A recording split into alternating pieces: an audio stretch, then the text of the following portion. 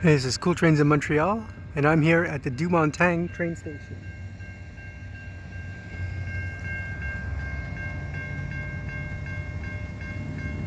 And there's a train coming in, and this is the last stop on the line, on the Deux Montagnes line.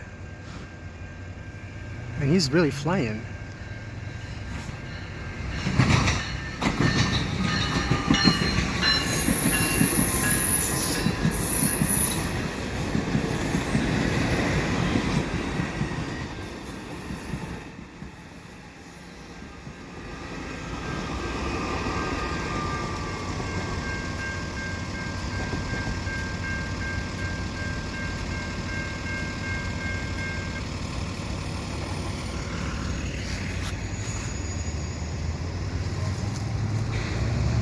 So this is an EXO bus here.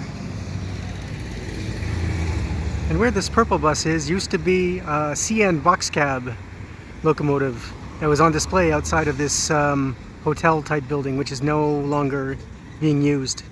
I'm kind of disappointed that it's not here, but I'm guessing it's at Expo Rail now.